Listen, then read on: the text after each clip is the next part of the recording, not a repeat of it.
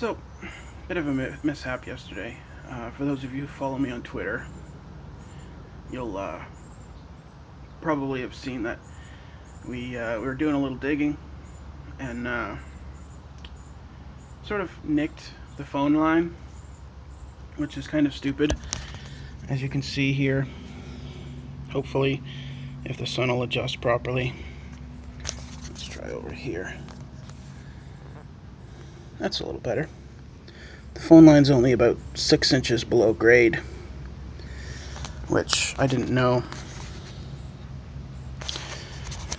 So, I gotta fix it. Now, you'll see here it's actually been cut. I did that uh, I should say when we um, originally nicked it, it just sort of broke one of the wires, and the rest were okay, but it was kinked at a real big angle because we tried prying it, not realizing it was the phone line, thought it was a root. But it kinked the others, and it caused all sorts of issues with our phone and internet. So I'm out here. I got some solder. I got some shrink wrap. I got my little soldering iron. And of course the phone. Because you got to make sure that the phone line works before you make it permanent. So, I'll show you what I'm doing. I have cut these two ends. Now this end is dead. There's nothing on this end. However, this end still has current running through it. I believe, let's go over here. I believe somewhere around 50 volts, but the amperage is extremely low, so I'm not worried about getting electrified. So what I need to do is separate these wires. Not sure if you'll be able to really see, but I'll sort of peel these apart. Probably not going to zoom in either. So we got a red, a blue, an orange, and a white. Now, if I'm not mistaken, the red and the white are the only ones that are actually used on this system. But we also have our ground cable, which is a casing that runs around the outside, the outside of this wire, which I've got to splice in too. And actually, what I can do, take you for a little walk over here. It is a little massive jumble wires, but what you're seeing, this white right here, is the cable that comes out of the ground. Okay? And no, it's actually the blue and the white that have current running through them. See if I can pull back a little bit, get it to focus. See the blue one that goes into this unit, and then the white one goes in behind, and they attach to those two posts. And then this center post is the ground. So, technically all I need to do is attach those two wires. But, let me see if I can get that on the ground here without dying.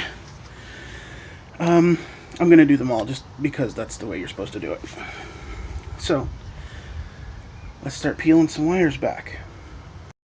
Alright, I've exposed these wires. Hopefully you can see the colors, sort of. The orange looks a little yellow in this screen, but I don't know how it'll turn out. But we've got orange, blue, white, and red. You can see all of these wires. If you look closely, they have a kink in the end. That's that kink I was talking about a second ago.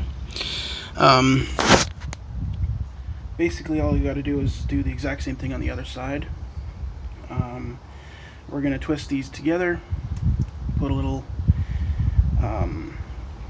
actually, I'm probably going to have to cut this back a little bit more, because what I'm going to do is twist them together with some shrink wrap sitting all the way over here.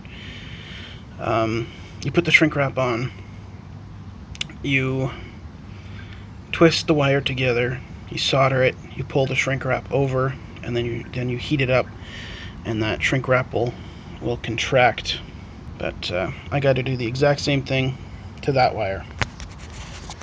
Thing is, that wire is live. I've put some tape on all these leads, makes them safe. Just simple painter's tape, Scotch brand. But anyways, just simple painter's tape. Pretty non-conductive. You're pretty safe when you're using this stuff. And now I'm just gonna work on one lead at a time. For your information, the blue wire is the live wire. Yes, I'm very sure of that. Okay, last thing to deal with is these grounds. Basically, they wrap themselves around the wire as it goes down. All I'm going to do with those is collect them. Let's see, with these are all finished. These wires I'm just going to collect into one bundle and twist them and shrink wrap them the exact same way that I did these. So I'll be back when that's finished. Alright, everything is put together. I soldered those two together. And just to prove that it works, I have my phone here. And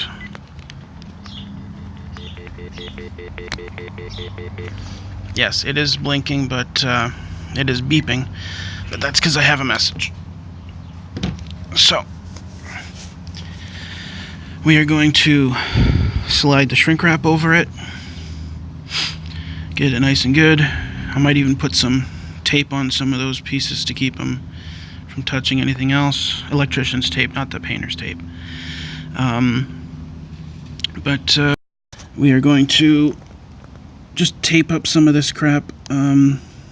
This one specifically, this weird looking wire here, is just a ground. Not really significant.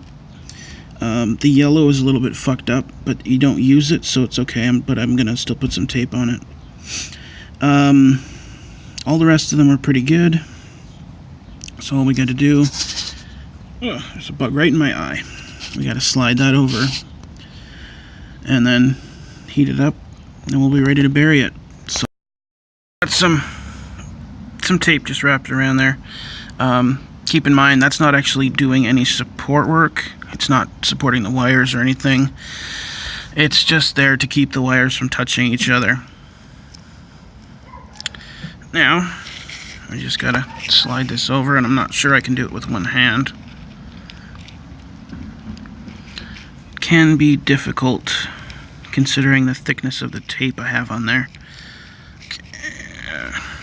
Oh, there we go. Sort of.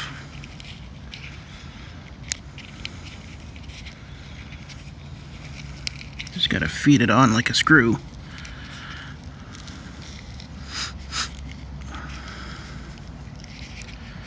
Oh, come on. You're like a quarter inch from where you need to be.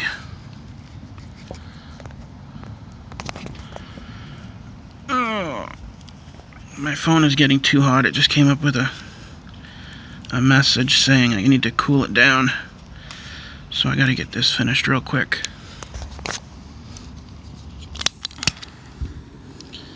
And you can see it shrink up there. This is not really the ideal tool to use with this, but it's really the only thing I have,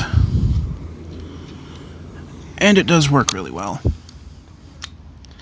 And there we go.